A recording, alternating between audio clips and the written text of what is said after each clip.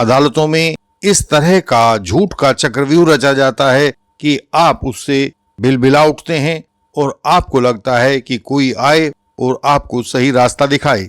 आपका विरोधी कोर्ट में खड़े होकर जजों के सामने सफेद झूठ बोल रहा है। उसने आपके खिलाफ झूठे सबूत और फर्जी कागजात लगा दिए हैं और आपको लगने लगा है कि यह तो अंधा कानून है। तो हम आज आपको कानून की वो जादुई चाबी देने जा रहे हैं जिससे कोर्ट में झूठ बोलने वालों की रूह कांप जाएगी। सुप्रीम कोर्ट के 2026 के इस बेहद खतरनाक लेटेस्ट फैसले के बाद अब कोर्ट में झूठ बोलने वाले सीधे जेल जाने की तैयारी कर लें। वीडियो को बिल्कुल भी मिस ना करें, क्योंकि आज आपको वो हथियार मिलने वाला है जो आपकी और आपके केस की तकदीर बदल देगा।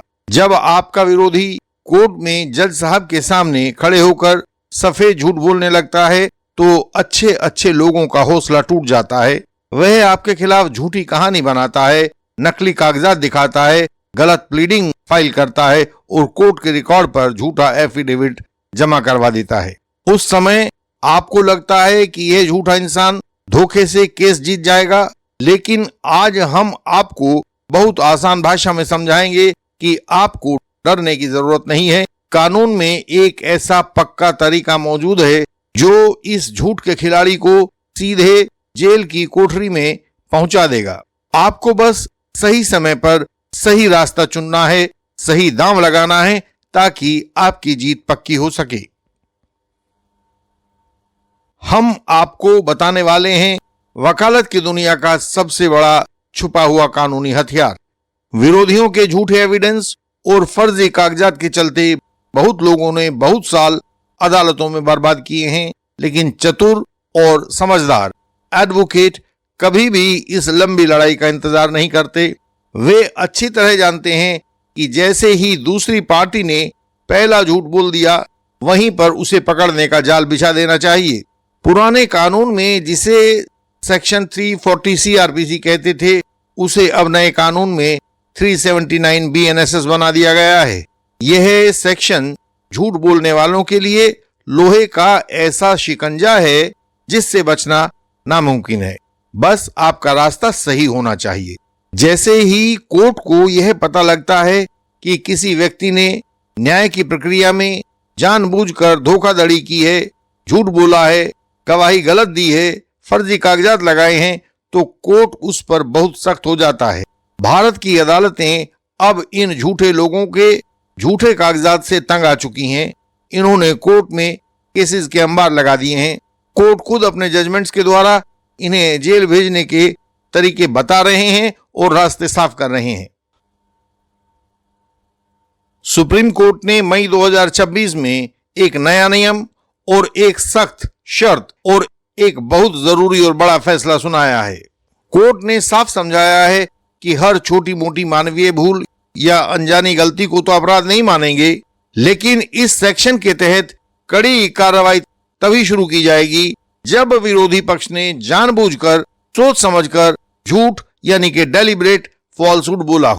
इसका मतलब यह है कि उसकी नीयत में अदालत को धोखा देने का साफ इरादा दिखना चाहिए।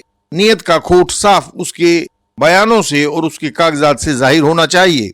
आपको उसको सबक सिखाने के लिए जरूरी है कि आपके पास उस झूठ को काटने का पक्का, साफ और ठोस सबूत यानी कि अनइम्पीचेबल एविडेंस होना बहुत जरूरी है। अगर आपके पास ऐसा पक्का एविडेंस है जिससे विरोधी का झूठ जज साहब के सामने साफ पकड़ में आ जाए, तो सुप्रीम कोर्ट ने कह दिया है कि न्याय की इज्जत बचाने के लिए उस झूठे व्यक्ति के खिलाफ तुरंत आपराधिक केस दर्ज करवा दिया जाए।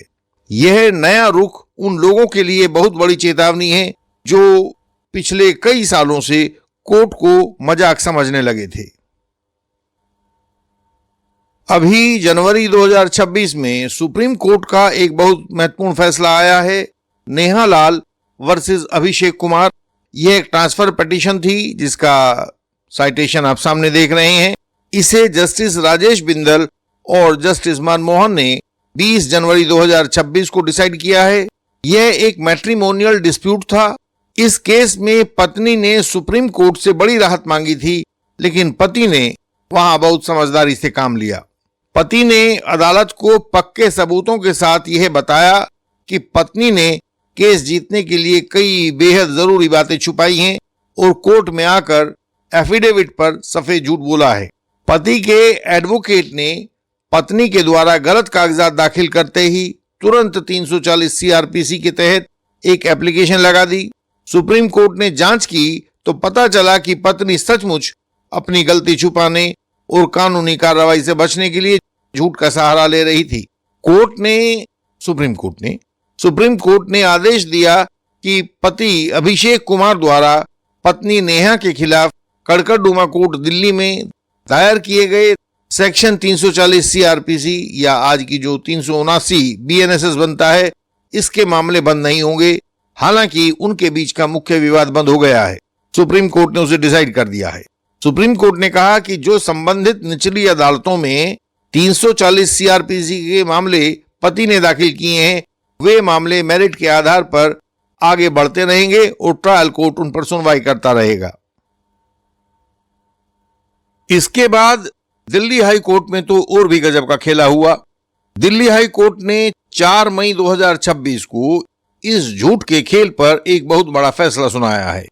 Manipal business solutions private limited versus Shashank Shekhar Singh.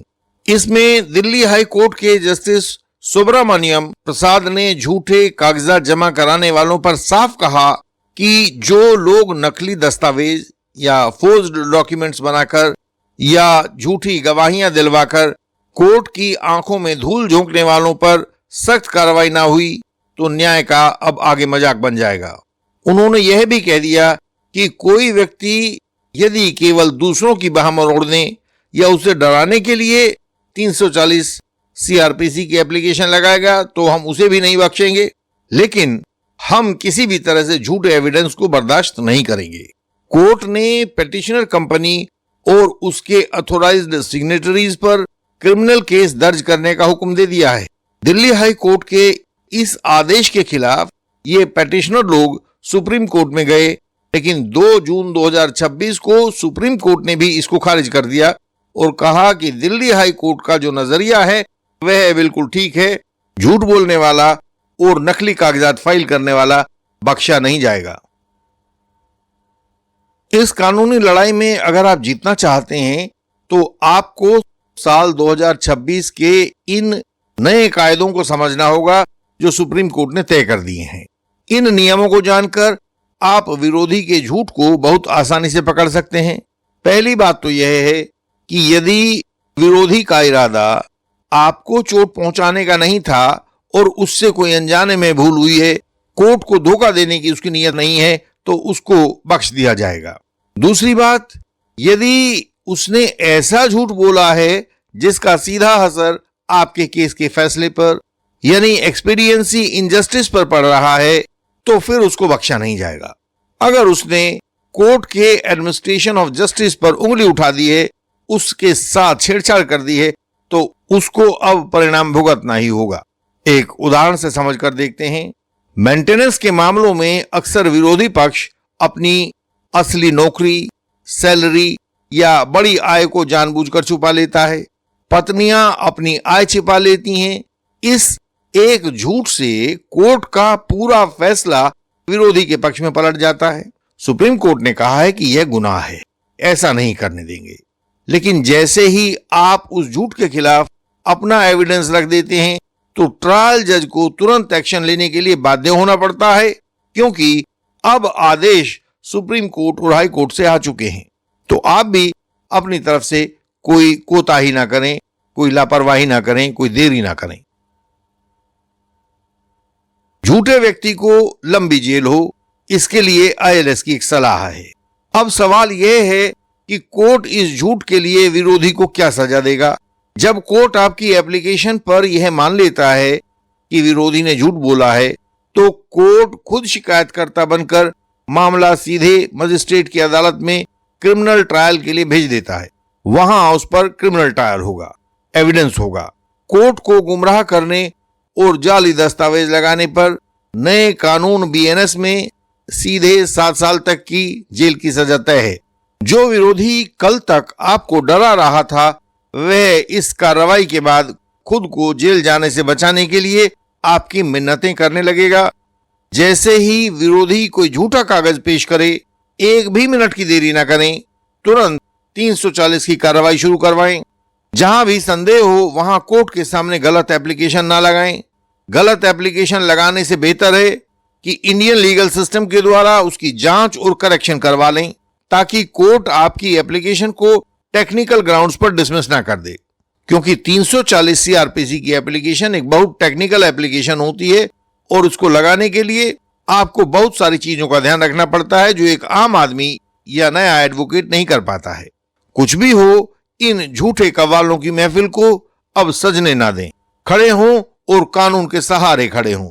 मुश्किल हो तो इंडियन लीगल सिस्टम से पूछिए।